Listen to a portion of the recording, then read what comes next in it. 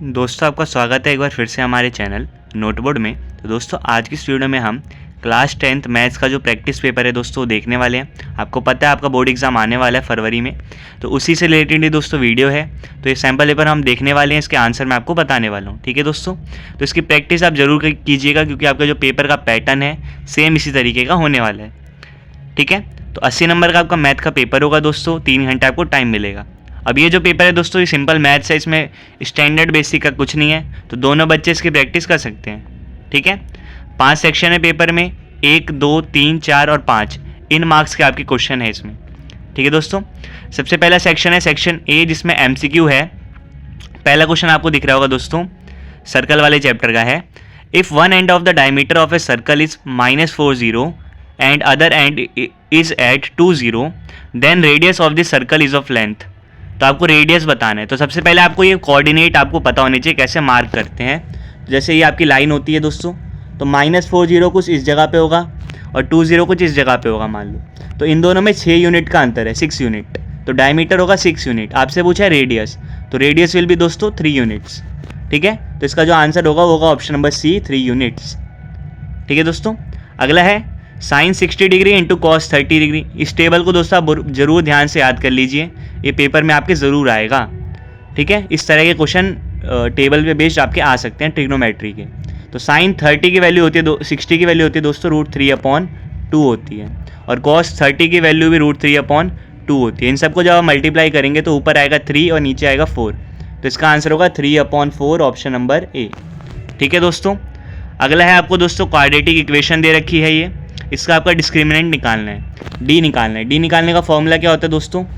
D निकालने का formula होता है b² - 4ac। तो डी होता है b² - 4ac। b क्या होता है जो x के साथ लिखा है, जैसे यहाँ पे 7 है। a क्या होता है जो x² के साथ लिखा है, और c क्या होता है जो अकेला नंबर है।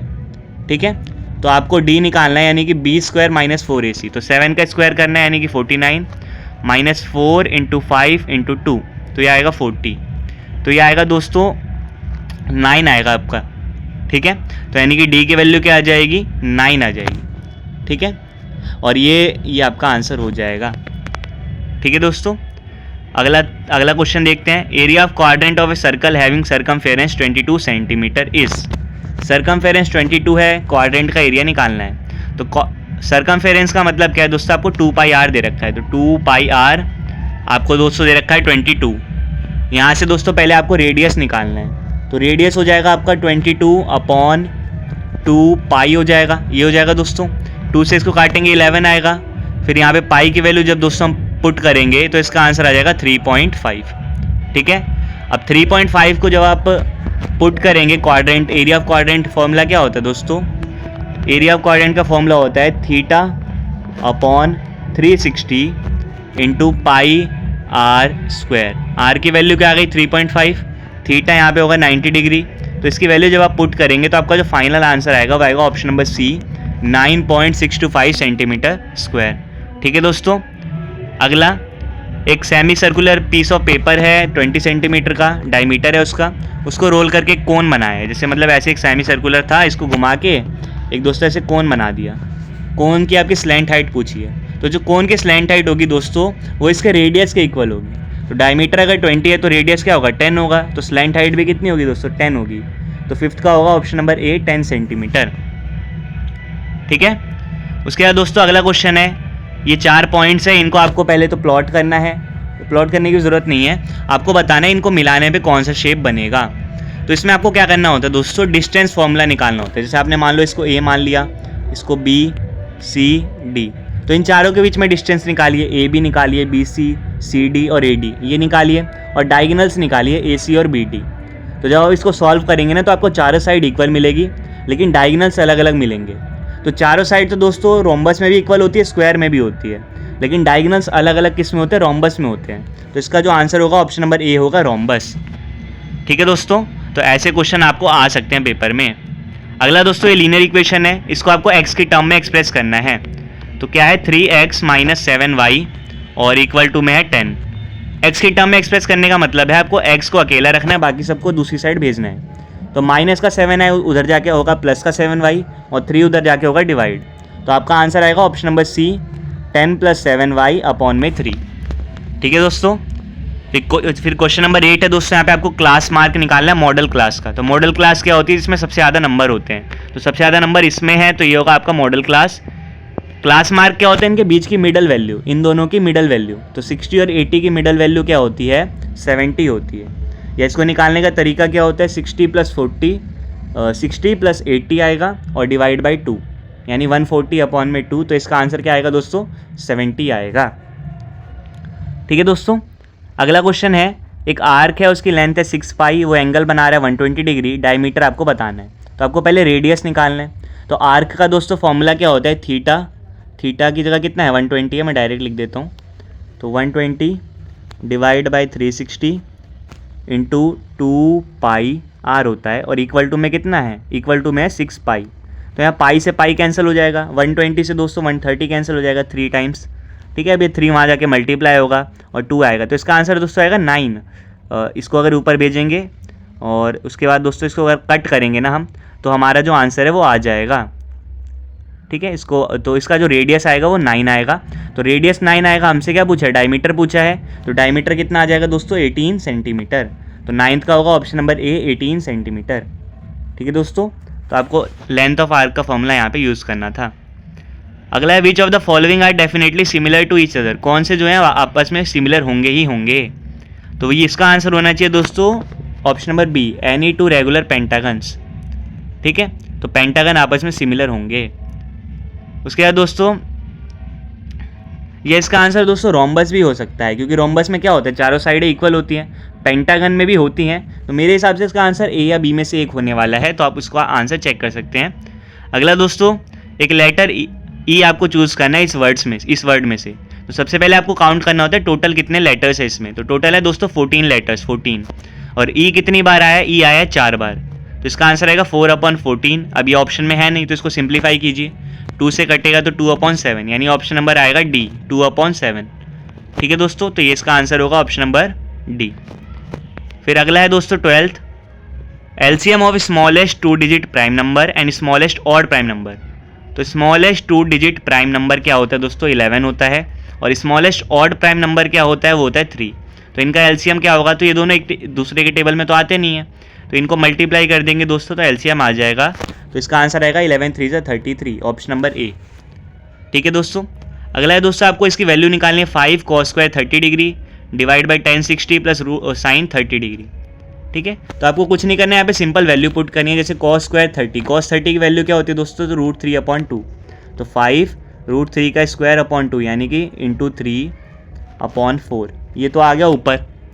ठीक है, नीचे 1060 होता है √6 और साइन 30 होता है दोस्तों 1/2। तो इसको आपको सॉल्व करना है। तो यहाँ पे 2√6 + 1 है, आपको रेशनलाइज करेंगे ना दोस्तों, तो आपको इसका आंसर आसानी से मिल जाएगा। ठीक है दोस्तों। अगला है दोस्तों क्वेश्चन नंबर 14, आपको ये जो इक्वेशन दे रखी है इसके रूट्स बताने हैं कैसे होंगे।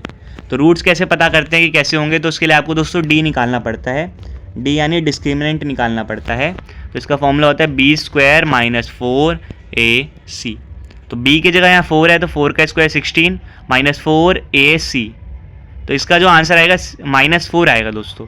और जब भी नेगेटिव में आता है तो यानी कि इसमें जो है नॉट रियल इसका आंसर होगा, कि रूट जो एग्जिस्ट नहीं करते। ठीक है, तो 14th का ऑप्शन नंबर बी होगा। 15th है, अगर 2 सर्कल का जो एरिया है वो सेम है, ठीक है, उनका जो सम है वो इक्वल है, रेडियस R1 और R2 है उनका, तो रेडियस के बीच में रिलेशन क्या होगा। ठीक है, तो बोला क्या है, 2 सर्कल हैं, उनका रेडियस R1 और R2 है, उनको मिला के एक बड़ा सर्कल बन रहा है जिसका रेडियस R है, और दोनों का एरिया इक्वल है। तो अगर एरिया इक्वल है तो दोनों, तो ये थर्ड जो ऑप्शन है दोस्तों वो इसका आंसर होगा। R1 का स्क्वायर प्लस R2 का स्क्वायर इक्वल टू R²। ठीक है, क्योंकि अगर रेडियस इक्वल होंगे, ये जब रिलेशन ठीक होगा तभी हमारी जो है ये जो स्टेटमेंट है वेरीफाई हो सकती है। ठीक है, अगला है area of quadrant of a circle is. Quadrant का मतलब ये होता है दोस्तों सर्कल को इस तरीके से 4 पार्ट्स में बांटना। तो ये होता है 1/4 of the area of the circle. तो ऑप्शन नंबर ए होगा। फिर 17th है दोस्तों, वैल्यू ऑफ डी HCF, इन दोनों का HCF अगर 2D - 13 है तो आपको डी की वैल्यू बतानी है। तो सबसे पहले दोस्तों इन दोनों का आपको HCF निकालना है, 759 का और 44 का। तो इसका जो HCF आएगा दोस्तों 11 आना चाहिए, क्योंकि इनमें और कुछ तो कॉमन मुझे दिख नहीं रहा। तो 11 के टेबल में दोनों आ सकते हैं। हाँ, तो 11 इसका एचसीएफ होगा, यानी कि 2D माइनस 13 इक्वल टू होगा 11। अब ये 13 उधर जाके ऐड होगा 24 हो जाएगा, तो D हो जाएगा 24/2 यानी कि 12 होगा, ऑप्शन नंबर बी। ठीक है दोस्तों, फिर अगला क्वेश्चन है, एक कार्ड को जो है एक 52 कार्ड्स का एक पैक था, वहाँ से एक कार्ड को निकाला गया है। प्रोबेबिलिटी क्या होगी, जो कार्ड है वो फेस कार्ड नहीं होगा। तो टोटल फेस कार्ड कितने होते हैं दोस्तों, 13 के आपको पता है पेयर होते हैं, 13 के 4 पेयर होते हैं, सब में क्या होते हैं 3 फेस कार्ड होते हैं, तो टोटल होते हैं 12 फेस कार्ड्स। अब 52 में से अगर 12 फेस कार्ड्स हैं तो कितने फेस कार्ड नहीं है, तो 40 जो है फेस कार्ड नहीं है। टोटल कार्ड्स कितने होते हैं 52, इनको जब आप काटेंगे तो 10/13, इसका जो आंसर आएगा ऑप्शन नंबर सी आएगा 10/13। ठीक है दोस्तों, फिर 19 तो 20 जो दोस्तों असर्शन रीजन वाला क्वेश्चन है। जैसे 19 में असर्शन क्या दे रखा है दोस्तों, ये आप यहाँ पे असर्शन देख सकते हैं। तो इसमें आपसे दोस्तों बोला है कि 7, 10, 5 जो है 4 के इक्वल है, तो यहाँ से आपको इनकी वैल्यू निकालनी है कि ये 7 के इक्वल आएगी या नहीं। रीज़न क्या दे रखा है, tan थीटा होता है sin theta upon cos theta. Reason तो बिल्कुल ठीक है, ट्रू है, लेकिन ये जो ऊपर वाली स्टेटमेंट है दोस्तों वो गलत है। इसका आंसर 1/7 आएगा जब आप सॉल्व करेंगे। सॉल्व कैसे करेंगे वो मैं आपको बताता हूँ, इसमें थोड़ा सा मैं लिख के यहाँ पे आपको बताता हूँ। तो आपको दे रखा है दोस्तों 7, 10, 5 इक्वल टू 4। अब 10, 5 की वैल्यू हम क्या होती है, sin 5 अपॉन cos 5 होती है। sin 5 cos 5 को अगर हम उधर भेजेंगे तो ये हो जाएगा cos 5, तो 4 cos 5 हो जाएगा, यानी 7 sin 5 इक्वल टू 4 cos 5। तो यहाँ पे दोस्तों आपको इसकी जगह 4 cos 5 पुट करना है और यहाँ पे ही 4 cos 5 पुट करना है। तो ऊपर 1 आएगा, नीचे 7 आएगा। ठीक है, इसका मतलब क्या है कि दोस्तों ये जो आपको असर्शन दिया वो तो गलत है, लेकिन रीज़न क्या है, बिल्कुल ट्रू है। तो इसका आंसर होगा option number D, assertion is false but reason is true. ठीक है, अगला है दोस्तों, ये आपको इस तरह से कंपोजिट नंबर आपको दिया है। फिर रीज़न क्या दिया है, prime number can be expressed as product of numbers. तो ये आपको बोला है कि जो प्राइम नंबर है वो प्रोडक्ट ऑफ नंबर्स होता है। तो आपको इस स्टेटमेंट को पढ़ के बताना है कि दोनों सही है या गलत है। ठीक है दोस्तों, तो ये जो मैंने आपको क्वेश्चन बताए हैं दोस्तों, एक नंबर के क्वेश्चन थे। अब आता है सेक्शन बी, जिसमें 2 नंबर के क्वेश्चन है। जैसे क्वेश्चन नंबर 21 आपको दिख रहा है, यहाँ पे आपको एक प्रूफ करना है स्टेटमेंट को। फिर क्वेश्चन नंबर 22 है, आपको y की वैल्यू निकालनी है। कैसे करेंगे इसको, आपको सारी वैल्यू पुट करनी है, sin 45 की, cos की, tan 45 की, cos 30 की, और सबको एक साइड भेजना है और आपको y की वैल्यू मिल जाएगी। ठीक है दोस्तों, फिर 23 क्वेश्चन है AP का, यहाँ पे 2 क्वेश्चन है, दोनों में से आपको एक करना है। फिर 24 है दोस्तों, फर्स्ट में आपको एरिया निकालना है और सेकेंड में एरिया ऑफ सेक्टर निकालना है। ठीक है, फिर 25 है दोस्तों, ये आपको प्रूफ करना है। ठीक है, ट्राइंगल का क्वेश्चन है। फिर है सेक्शन सी दोस्तों, यहाँ पे आपको इस चीज़ को वेरीफाई करना है। ठीक है, और इसको आपको प्रूफ करना है। फिर क्वेश्चन नंबर 27 है दोस्तों, यहाँ पे आपको ये डायग्राम दे रखा है, आपसे एंगल COD की वैल्यू पूछी गई है। ठीक है, तो ये सिंपल क्वेश्चन है। उसके बाद क्वेश्चन नंबर 28 है पॉलिनोमियल चैप्टर से, यहाँ पे 2 क्वेश्चन है दोस्तों, तो आपको दोनों में से एक करना है। फर्स्ट में आपको दोस्तों यहाँ पे जीरोज़ निकालने हैं और उनका जो रिलेशन है ना उसे वेरीफाई करना है। ठीक है, और सेकंड में भी दोस्तों आपको यहाँ पे y की वैल्यू फाइंड करनी है। अल्फा बीटा यहाँ पे 0 दे रखे हैं, तो दोनों क्वेश्चन आप आसानी से कर सकते हैं। ठीक है, फिर क्वेश्चन नंबर 29 है दोस्तों, प्रोबेबिलिटी का क्वेश्चन है। ठीक है, इस क्वेश्चन को आप करना है, इसमें 3 पार्ट हैं। फिर क्वेश्चन नंबर 30 है दोस्तों, इस तरह एक क्वेश्चन आपका कंफर्म आता है पेपर में, इसकी आप प्रैक्टिस कर लीजिए कि कैसे किसी भी नंबर को इरेशनल प्रूफ करना है।